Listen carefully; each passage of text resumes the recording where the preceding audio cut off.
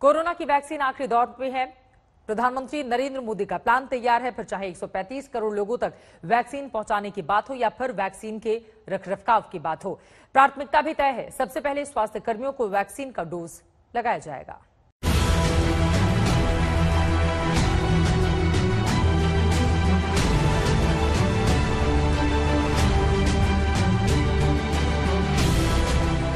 Vaccine आने के बाद भी हमारी प्राथमिकता यही होगी कि सभी तक कोरोना की वैक्सीन पहुंचे।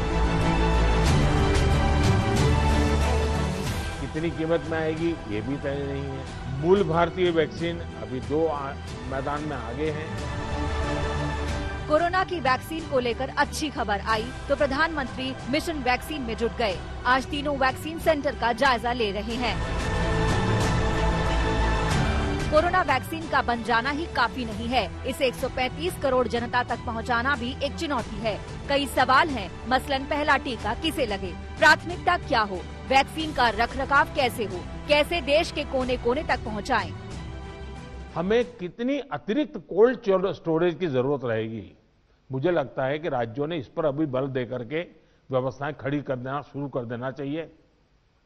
कहाँ कहाँ संभव हो गए, उसके पैरामीटर्स क्या हो गए, उस पर हमें यहाँ से सूचनाएं तो डिपार्टमेंट को चली गई है, लेकिन इसको अब इम्प्लीमेंट करने के हमने रेडी रखना पड़ेगा।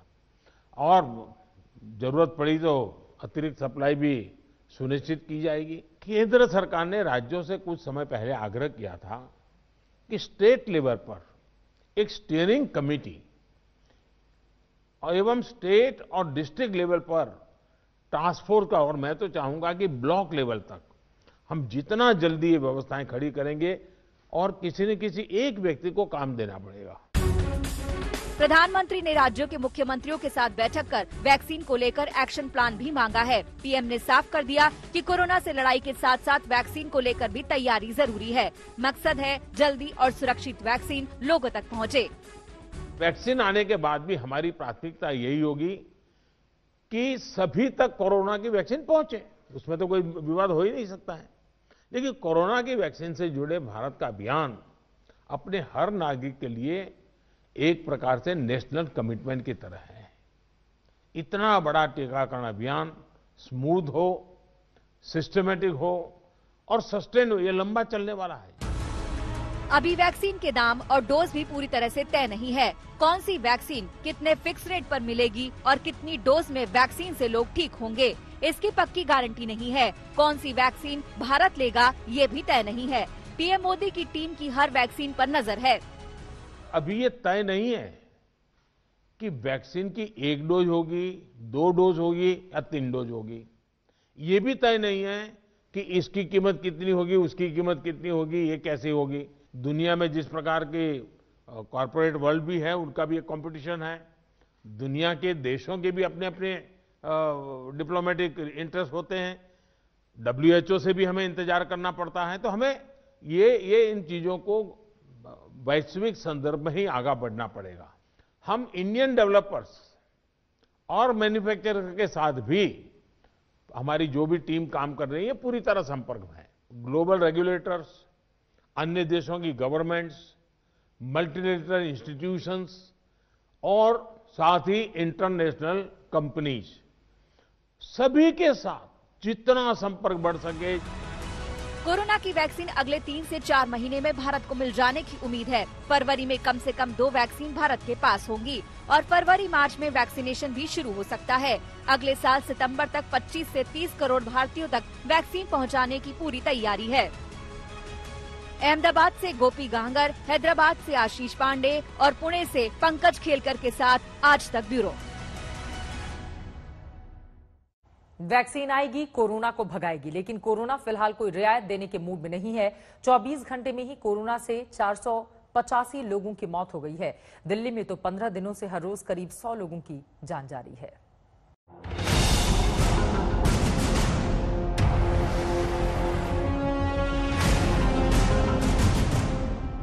जहां वैक्सीन की तैयारी अंतिम दौर में है, वहीं कोरोना की मार भी जारी है। कोरोना के नए मामले थम नहीं रहे, रोज आंकड़े बढ़ रहे हैं, रोज महामारी लोगों की जान ले रही है। आज के नए आंकड़ों को देखें तो देश में 24 घंटे में कोरोना के 41,000 से ज्यादा नए मरीज जुड़े हैं। तो 485 लोगों की इस वायरस ने सांसें भी बंद कर दी हैं। अब देश में कोरोना के कुल मामले 93 लाख से ज्यादा हो गए हैं, जबकि कोरोना से मरने वालों की संख्या 1,36,000 के पार पहुंच गई है। जो वैक्सीन है ये 2 डोजेज में आएंगी, एक पहला डोज और उसके कुछ हफ्ते बाद दूसरा डोज लगेगा, तो बूस्टर डोज भी साथ में लगेगा। तो उसकी पूरी तैयारी की पहला डोज कब लगेगा, पूरा उसको लाइन लिस्टिंग हो, इसमें भारत सरकार का ऑलरेडी काम शुरू हो गया है। पूरा इसमें काम चल रहा है कि जैसे जैसे वैक्सीन तैयार होगी उसकी स्टॉक पाइलिंग भी चल रही है, तो जैसे उसकी रेगुलेटरी अथॉरिटी से क्लियरेंस मिलेगी तो एकदम ये रोल आउट हो पाए। राजधानी दिल्ली का हाल तो और भी बेहाल है। 15 दिन से करीब हर दिन 100 लोगों की इस वायरस ने जान ली है। 24 घंटे में भी 5400 से ज्यादा नए केस सामने आए हैं, जबकि एक दिन में फिर से कोरोना से 98 लोगों की मौत हो गई है। दिल्ली में अब कोरोना के कुल मामले 5,56,000 से ज्यादा हो गए हैं। वहीं मौतों का कुल आंकड़ा 8,909 तक पहुँच चुका है। दिल्ली के आंकड़े मुंबई को डरा रहे हैं। महाराष्ट्र में उद्धव सरकार ने बाहर से आने वालों पर सख्ती तो दिखाई है, लेकिन वहां भी कोरोना की रफ्तार बनी हुई है। 24 घंटे में महाराष्ट्र से कोरोना के 6100 से ज्यादा नए केस सामने आए हैं। सूबे में कोरोना ने एक दिन में 85 लोगों की जान भी ले ली। कोरोना से त्रस्त दुनिया को अब भी वैक्सीन का इंतजार है, लेकिन जब वैक्सीन नहीं है तब तक 2 गज की दूरी और मास्क ही जरूरी है।